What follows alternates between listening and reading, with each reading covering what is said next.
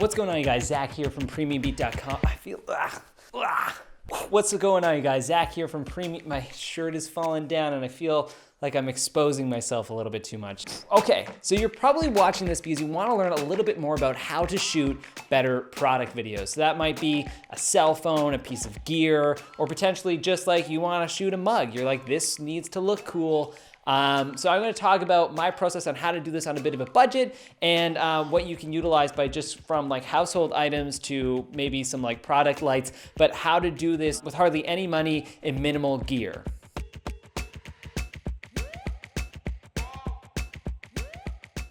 Okay, so for pretty much every single setup, the three key things you're gonna need is obviously your product, a nice table, and good lighting. Now, what I'm gonna start off is a little bit more of the professional setup and then kind of trickle down to the more lower budget, no budget sort of way. So to do it on a bit of a budget, you're gonna need like, what I'm gonna be utilizing is like this nice little soft box that I have available, and I have a link to it in the description below. But basically it's just like one of these cheap soft boxes, and when you're lighting your product, you want it to be nice and toppy looking down. So it creates minimal shadows, it lights the table really nicely.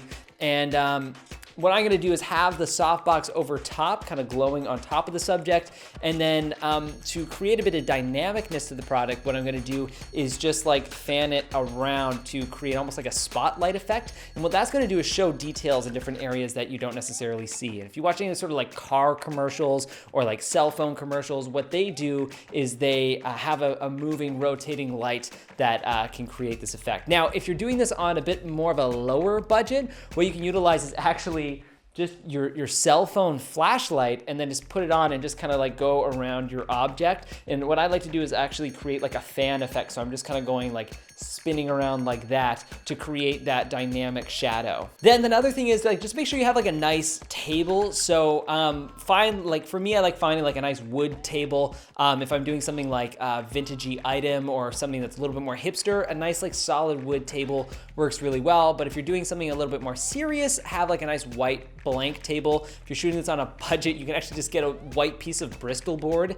and then have that on your table. And then that kind of creates that dynamic table aspect. And then if you're shooting with more of a spotty light and you're doing this again on a budget, just shadow out the background, try and utilize the least amount of light in the background. And so you have a little bit more contrast between the background and your main subject. And let's say if you're shooting in a house that has a lot of lights going on, try and shut off everything else and just utilize that main primary light source so that your audience's eyes are focused onto what that main subject is, as opposed to everything that's going around in the back.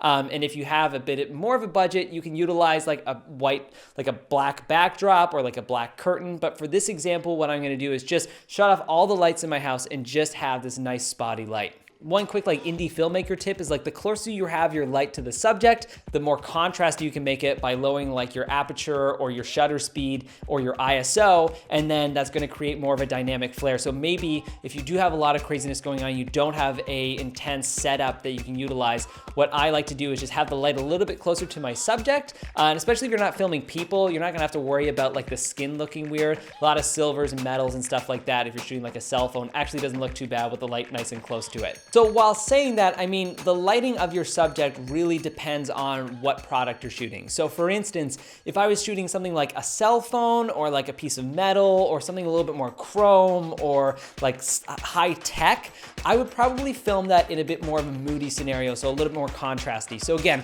less light, less outside light and more primary light and contrasty imagery so that the audience's eye is focused more on the features of the object than the atmosphere. But let's say if I'm shooting something like, maybe I'm shooting a product that requires a bit of a setting. I would try and use more natural light or more fill light. So maybe I would prop my table a little bit closer to a window and have that as a more of a primary light source as opposed to a secondary, or to try and black it out completely. The nice thing about these tips and tricks is it actually flows really well with filming people and other subjects, and learning how to film smaller objects is a really condensed way to learn how to film people and other props and scenes in movies, because you get to learn how to dynamically light things. And utilizing like the swiveling light technique is really good for like music videos. You can create some really dynamic scenes through that. And then where to prop and position things as well really implements on larger scales once you start working with a bigger and better budget.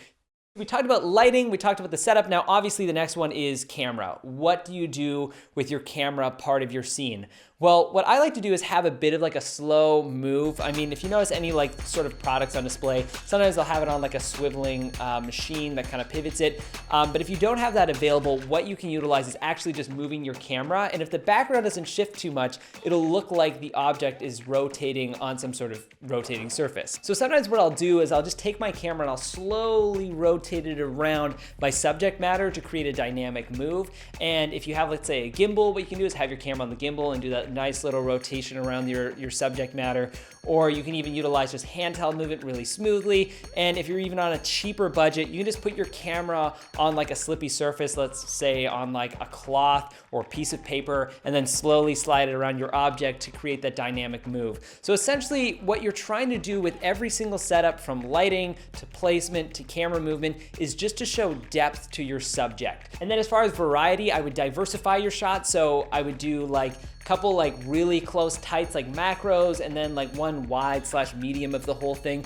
Again, showing super wides, especially in these like product scenarios. If you don't have a big setting to play around with, it's not unheard of just to shoot kind of more tight so that it's in your frame and that's all you see. And I mean, finally, I guess camera settings, I would say shoot a little bit more at a higher frame rate if you're doing like handheld movements. I've got a tutorial in the description below that talks a little bit more about it, but if you shoot it at like 60 frames and then you just do a nice subtle camera move, you're able to get a lot smoother of a shot, throw a warp stabilizer on that. You got some buttery cool product shots. Okay, so hopefully that helped you guys out. Hopefully you learned a little bit about how to shoot product videos.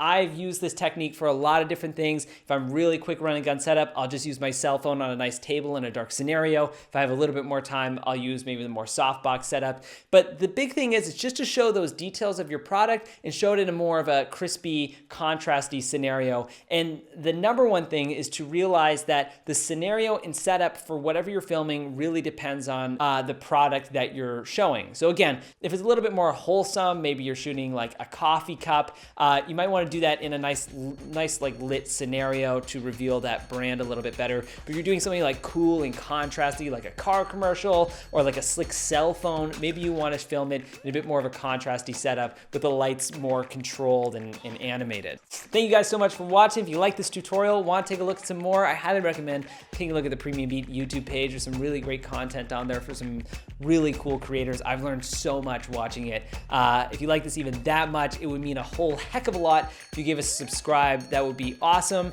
And yeah, thanks for watching. Hopefully this helps you with your product videos that you're trying to get. I know I use it all the time. If you have any tips on how you do cool product stuff, I'd love to read it. Write that in the comment section below, and hopefully I can learn something from it. And that's it. I'm gonna go. I've been doing this all day. I'm so tired. I'll see you guys later. See you in another video, and keep making some great stuff.